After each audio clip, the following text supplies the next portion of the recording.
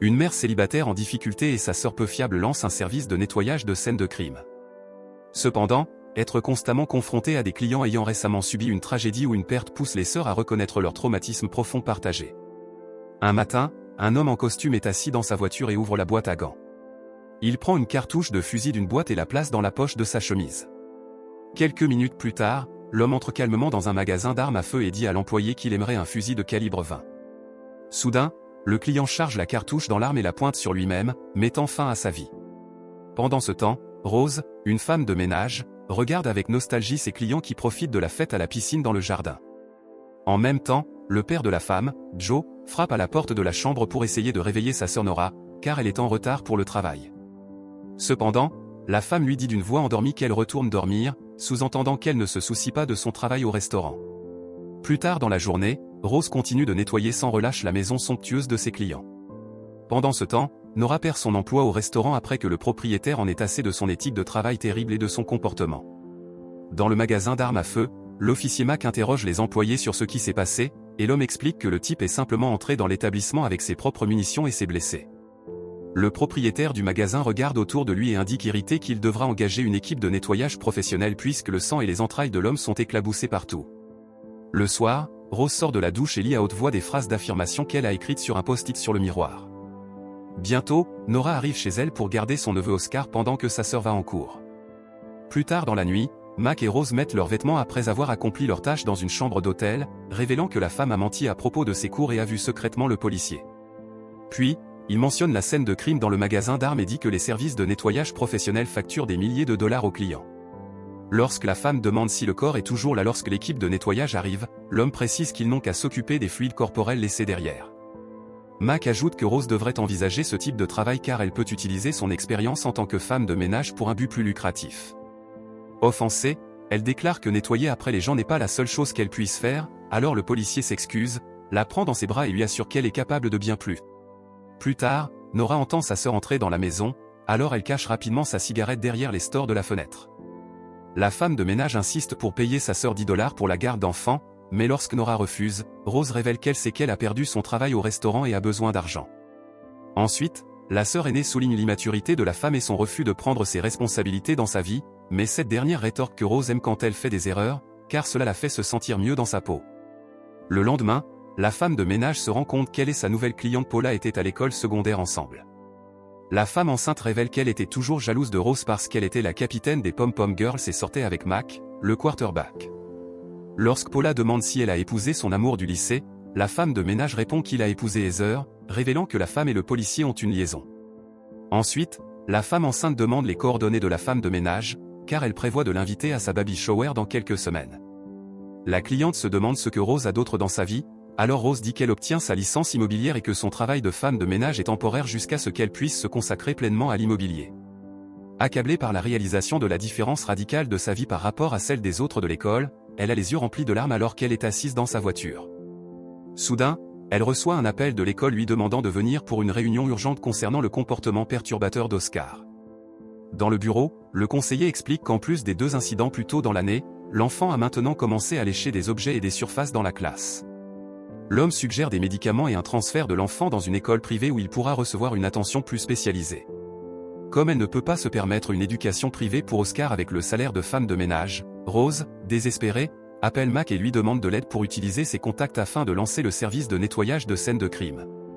Ce soir-là, la femme recrute sa sœur comme partenaire dans l'entreprise naissante, et bien que Nora ait des doutes, elle accepte finalement, car elle est de toute façon sans emploi.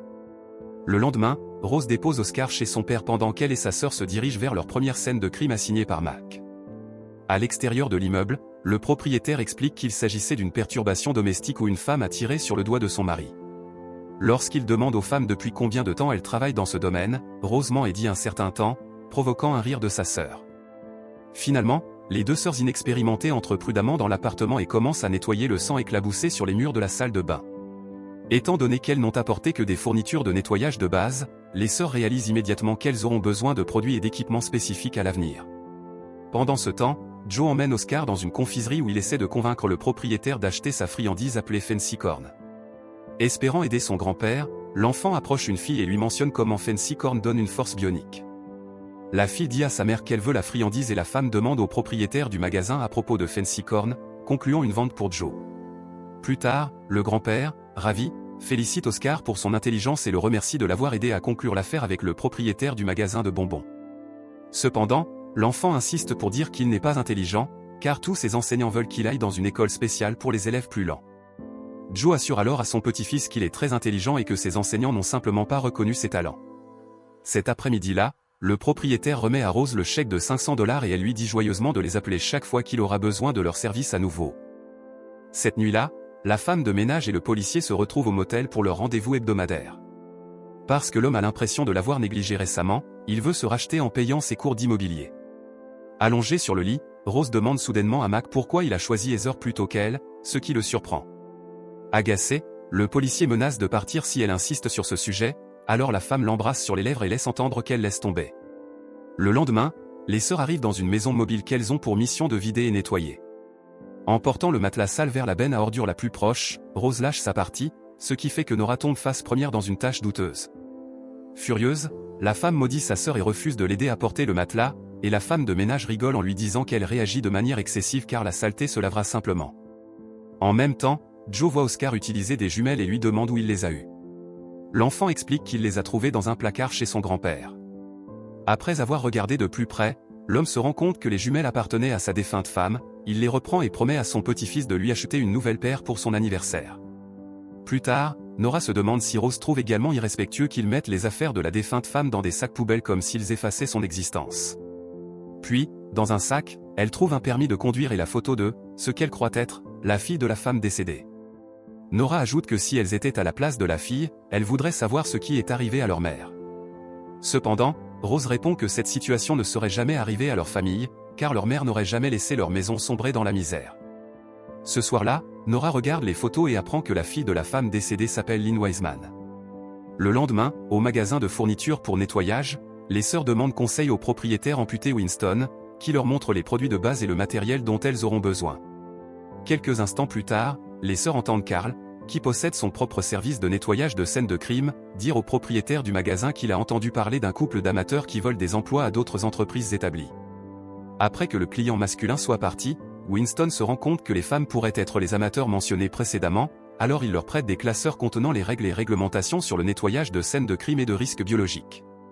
Dans la voiture, Rose dit à sa sœur qu'elle a besoin qu'elle garde Oscar ce soir parce qu'elle a cours. Cependant, Nora sait qu'elle rencontre Mac, alors elle déclare de manière froide que la femme du policier est à nouveau enceinte et qu'il est temps que la femme de ménage accepte qu'il ne quittera jamais sa famille pour elle. Plus tard, Nora retrouve l'adresse de Lynn et la suit alors qu'elle marche vers son travail. Dans l'ascenseur, la prudente Lynn appuie sur un bouton pour arrêter la cabine et demande à Nora pourquoi elle la suit. La femme coupablement et jure qu'elle ne suivait pas la dame et que c'est juste une coïncidence qu'elle soit entrée dans le même bâtiment.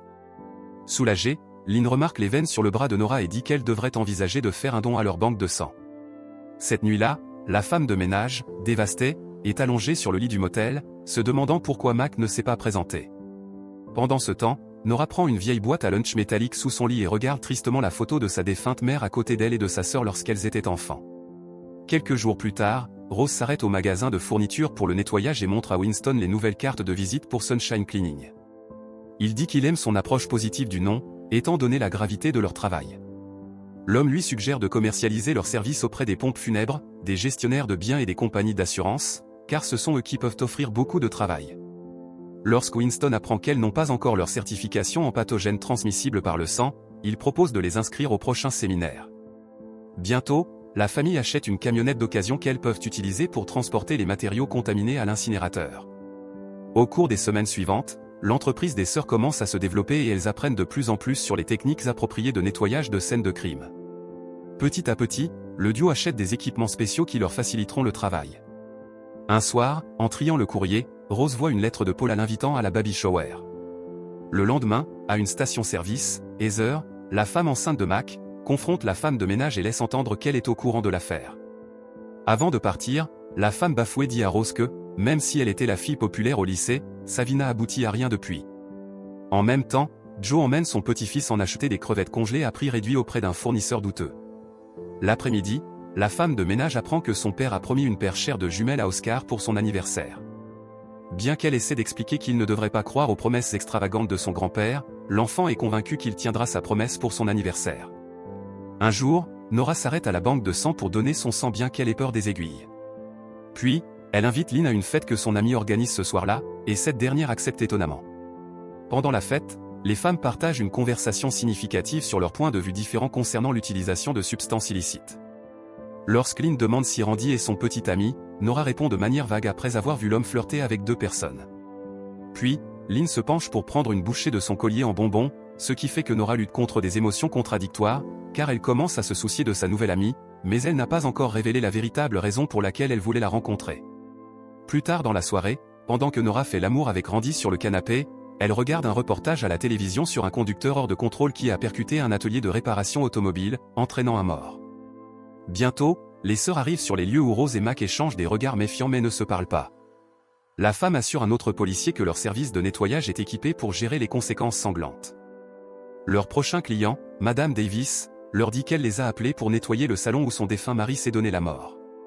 Voyant à quel point la veuve est bouleversée, Rose lui propose de s'asseoir à ses côtés sur le porche pendant un moment, ce que la cliente apprécie grandement. Pendant ce temps, Nora entre dans le salon et voit le fauteuil imbibé de sang dans le coin de la pièce. Puis, la scène frappante oblige la femme à se souvenir du jour fatidique, il y a de nombreuses années, lorsqu'elle et sa sœur jouaient avec les arroseurs dans le jardin.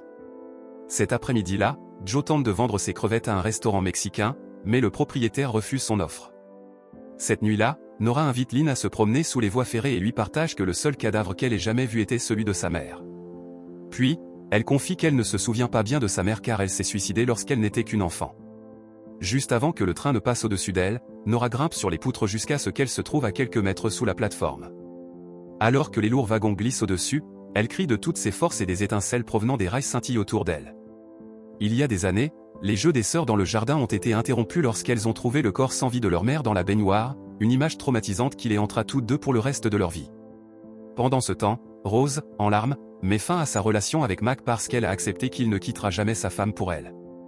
Le jour de la baby shower, la femme répond à un appel d'une compagnie d'assurance qui veut qu'elle fasse un travail de nettoyage parce que leur équipe habituelle n'est pas disponible. Comme elle a déjà confirmé sa présence à l'événement, elle demande à sa sœur de commencer le travail toute seule jusqu'à ce qu'elle puisse les rejoindre plus tard. Nora dit à Rose de se désister de la baby shower, surtout que travailler avec une compagnie d'assurance leur offrira beaucoup d'opportunités dans le futur, mais cette dernière répond qu'elle doit prioriser le temps passé avec ses amis du lycée. La femme essaie de déposer Oscar chez son père, mais le vieil homme est occupé à jeter les crevettes invendues du bac dans des sacs poubelles. N'ayant pas d'autre choix, Rose demande à Winston de s'occuper de son fils pendant quelques heures, et il accepte. Plus tard, Nora arrive à la maison et elle allume immédiatement les bougies sur la commode pour tenter de lutter contre l'odeur nauséabonde dans l'espace. À la baby shower, la femme raconte aux autres invités tout sur son nouveau projet d'entreprise. Lorsqu'il lui demande si elle aime son travail, les yeux de Rose s'illuminent alors qu'elle explique à quel point c'est épanouissant d'aider ceux qui ont vécu une perte profonde. Pendant ce temps, un chaton qui sort de sous le lit surprend Nora et elle heurte la commode derrière elle, faisant tomber les bougies. Inquiète que l'animal soit un animal de compagnie de la famille, elle court hors de la maison et récupère le chaton sous le fourgon. Quelques secondes plus tard, Nora voit de la fumée sortir de la fenêtre de la chambre et elle réalise ce qui vient de se passer. La femme tente d'éteindre les flammes, mais aucune de ses méthodes ne fonctionne, et le feu se propage rapidement dans toute la maison.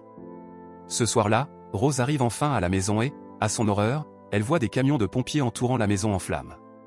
Paniquée et confuse, la femme court vers le fourgon et demande une explication à sa sœur. La coupable Nora dit que c'était un accident, mais l'irritée Rose exige qu'elle prenne ses responsabilités pour ses actions négligentes. Plus tard, la mère se rend au magasin de fournitures de nettoyage pour récupérer Oscar, et elle dit à Winston que sa sœur a tout gâché en incendiant la maison d'un client. Des jours plus tard, la femme dit à son père qu'elle va redevenir femme de ménage, surtout qu'ils doivent rembourser la dette de $40 000 causée par l'incendie de la maison. Joe remarque qu'elle ne pourra pas rembourser cela en travaillant comme femme de ménage, alors il promet de trouver une solution pour aider la famille. Ce soir-là, Nora finit par se confesser et dit à Lynn qu'elle voulait la rencontrer au cas où elle ne savait pas que sa mère était décédée. Au lieu de lui exprimer de la gratitude, la femme prend mal ses manières d'intrusion, surtout qu'elle avait une relation horrible avec sa mère, qui était alcoolique. Lynn ajoute qu'elle se sent embarrassée car elle pensait que Nora était intéressée par elle de manière romantique. La désolée Nora essaie d'expliquer son côté, mais la furieuse femme quitte la brasserie en trombe. À l'anniversaire d'Oscar, Nora présente enfin des excuses à sa sœur et Rose reconnaît aussi qu'elle aurait dû être chez le client et non à la baby shower à essayer d'impressionner des gens dont les opinions ne devraient pas lui importer. La sœur aînée admet qu'elle s'inquiétera toujours pour la femme parce qu'elle a dû prendre soin d'elle depuis la mort de leur mère. Alors, Nora déclare qu'elle n'a plus besoin de protection car elle doit apprendre à être indépendante sans le filet de sécurité de sa famille. Après la réconciliation, les sœurs retournent à la table et profitent du reste de la célébration de l'anniversaire d'Oscar. Des jours plus tard, Joe surprend Rose en lui révélant qu'il a vendu sa maison pour financer une nouvelle entreprise familiale de nettoyage et qu'il veut que sa fille en soit la directrice associée, une offre qu'elle accepte volontiers. Pendant ce temps, Nora part en voyage pour explorer son indépendance et affronter les incertitudes de l'avenir.